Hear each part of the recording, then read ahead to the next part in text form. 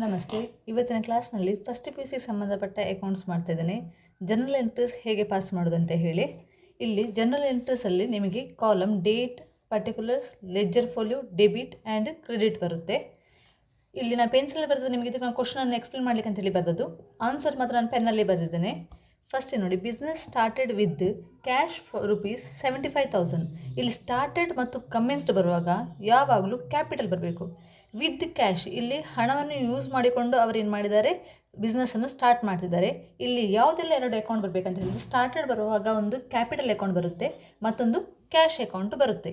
ಈಗ ಯಾವುದು comes in, ಯಾವುದು ಗೋಸ್ ಔಟ್ ಅಂತೇಳಿ ಆಗಬೇಕು. ಇಲ್ಲಿ ಕ್ಯಾಶ್ ಬಿಸ್ನೆಸ್ಗೆ ಏನಾಗ್ತದೆ, ಹಣ ಬರುವುದು. ಆದ್ದರಿಂದ ಕ್ಯಾಶ್ ಅಕೌಂಟ್ ಯಾವುದಕ್ಕೆ ಹೋಗ್ತದೆ, ಡೆಬಿಟಿಗೆ ಹೋಗ್ತದೆ. ಕ್ಯಾಪಿಟಲ್ ಅಕೌಂಟ್ ಇಲ್ಲಿ ಇದು ಗೀವರ್ ಆಗ್ತದೆ, ಅದರಿಂದ ಕ್ಯಾಪಿಟಲ್ ಅಕೌಂಟ್ ಕ್ರೆಡಿಟಿಗೆ ಬರುತ್ತೆ. Cash account debtor to capital account. ಇಷ್ಟನ್ನು ಬರೆದು ಬೀಯಿಂಗ್ ನರೇಷನ್ ಅಂತ ಹೇಳುವಾಗ ನಿಮಗೆ ಇದರದ್ದು ಯಾಕೆ ಈ ಜರ್ನಲ್ ಎಂಟ್ರೀಸನ್ನು ಪಾಸ್ ಮಾಡಿದೆ ಅಂತ ಹೇಳಿ ನಿಮಗೆ ಇಲ್ಲಿ ಎಕ್ಸ್ಪ್ಲನೇಷನ್ ಬರೀಲಿಕ್ಕೆ, being started business. Next second one, purchased goods for cash ₹10,000. ಇಲ್ಲಿ ಪರ್ಚೇಸ್ಡ್ ಗೂಡ್ಸ್ ಅಂತೇಳಿ ಬರುವಾಗ ಯಾವಾಗಲೂ ಪರ್ಚೇಸಸ್ ಅಕೌಂಟ್ ಬರಬೇಕು. ಪರ್ಚೇಸಸ್ ಅಂತ ಹೇಳುವಾಗ ಇಲ್ಲಿ ಗೂಡ್ಸ್ ಬಿಸ್ನೆಸ್ಗೆ ಬರೋದು ಕಮ್ಸ್ ಇನ್, ಅದರಿಂದ ಪರ್ಚೇಸಸ್ ಅಕೌಂಟ್ ಡೆಬಿಟಿಗೆ ಬರುತ್ತೆ. ಕ್ಯಾಶ್ ಏನಾಗ್ತದೆ, ಗೋಸ್ ಔಟ್, ಹಣ ಹೊರಗಡೆ ಹೋಗುದು. ನಾವು ಗೂಡ್ಸ್ಗೆ ಹಣ ಕೊಟ್ಟು ನಾವು ಪರ್ಚೇಸ್ ಮಾಡ್ತೇವೆ, ಆದ್ದರಿಂದ ಕ್ಯಾಶ್ ಗೋಸ್ ಔಟ್, ಕ್ಯಾಶ್ ಕ್ರೆಡಿಟಿಗೆ ಬರುತ್ತೆ to cash account. 10,000.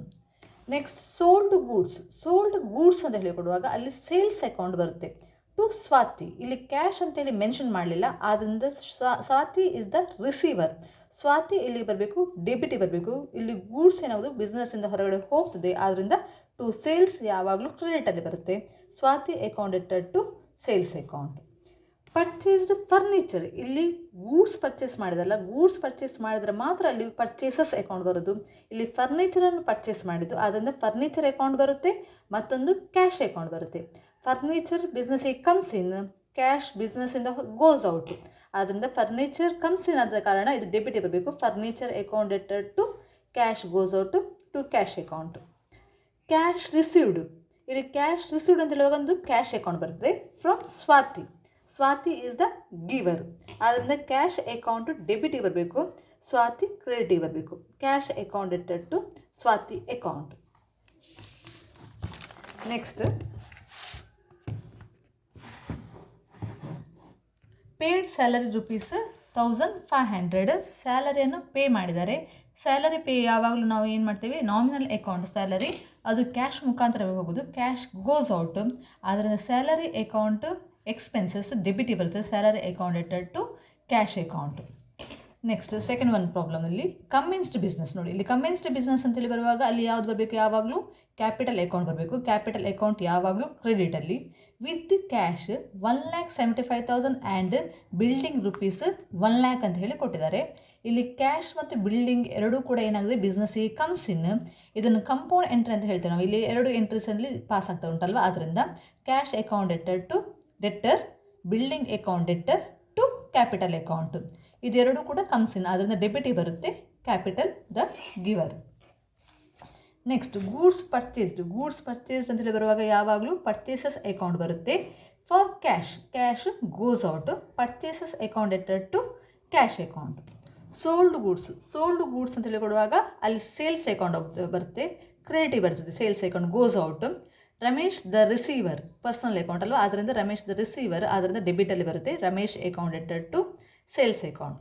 Paid wages ಅಂತ ಹೇಳುವ ಕೊಡುವಾಗ ಅಲ್ಲಿ ನಾವು ವೇಜಸ್ ಅಂತ ಹೇಳುವಾಗ ಅದು ಕೂಲಿ, ನಾವು ಕ್ಯಾಶ್ ಮುಖಾಂತರವೇ ಕೊಡೋದು, ಕ್ಯಾಶ್ ಗೋಸ್ ಔಟ್ ಆಗುತ್ತೆ, ಆದ್ದರಿಂದ ಕ್ರೆಡಿಟಲ್ಲಿ ಬರುತ್ತೆ. ವೇಜಸ್ ಎಕ್ಸ್ಪೆನ್ಸಸ್, ಆದ್ದರಿಂದ ಡೆಬಿಟಲ್ಲಿ ಬರ್ತದೆ. Wages account debtor to cash account.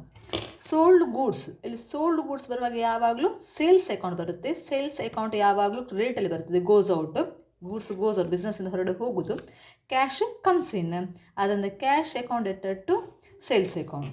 Paid for trade expenses, ಇದು ಕೂಡ ನಾಮಿನಲ್ ಅಕೌಂಟ್, ಅದು ನಾವು ಕ್ಯಾಶ್ ಮುಖಾಂತರವೇ ಪೇಡ್ ಮಾಡೋದು. ಕ್ಯಾಶ್ ಗೋಸ್ ಔಟ್ ಆಗುತ್ತೆ.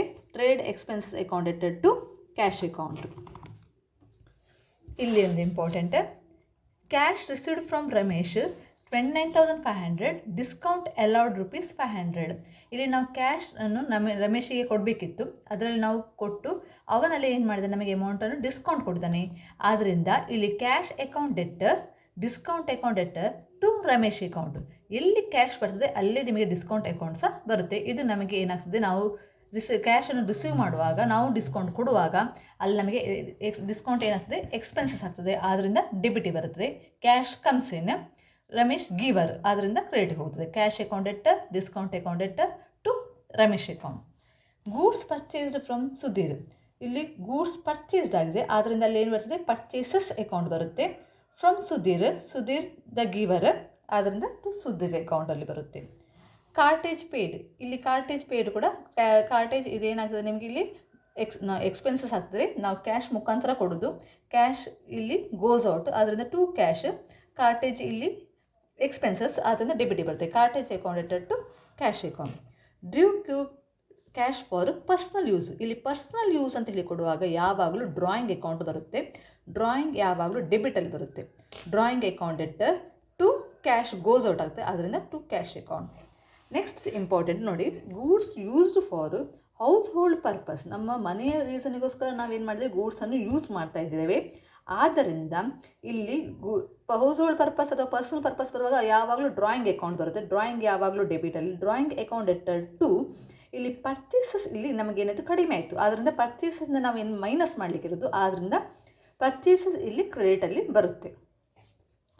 Cash paid to Sudhir rupees 26,700 and discount received rupees 300. ಇಲ್ಲಿ ಕ್ಯಾಶ್ ಪೇಡ್ ಟು ಸುಧೀರ್, ನಾವು ಪೇ ಮಾಡ್ತಾ ಇದ್ದೇವೆ, ಆದ್ದರಿಂದ ಕ್ಯಾಶ್ ಗೋಸ್ ಔಟ್ ಆಗುತ್ತೆ. ಕ್ಯಾಶ್ ಗೋಸ್ ಔಟ್ ಬರೋಣ, ಕ್ಯಾಶ್ ಎಲ್ಲಿ ಬರುತ್ತೆ ಅಲ್ಲೇ ಡಿಸ್ಕೌಂಟ್ ಬರುತ್ತೆ ಅಂತ ಹೇಳಿದ್ದಾನೆ, ಆದ್ದರಿಂದ ಸುಧೀರ್ ದ ರಿಸೀವರ್, ಅದು ಡೆಬಿಟಲ್ಲಿ ಬರ್ತದೆ. Sudhir account to cash account to discount account. Sudhir ಅಕೌಂಟಲ್ಲಿ 27,000, ಕ್ಯಾಶ್ ನಾವು ಎಷ್ಟು ರಿಸೀವ್ ಮಾಡಿದ್ರು 26,700, ಡಿಸ್ಕೌಂಟ್ ಇಲ್ಲಿ 300 ಅಂತ ಹೇಳಿ ಕೊಟ್ಟಿದ್ದಾರೆ. ಎರಡನ್ನು ಆ್ಯಡ್ ಮಾಡುವಾಗ ಸುಧೀರಿಗೆ 27,000 ಬರುತ್ತೆ.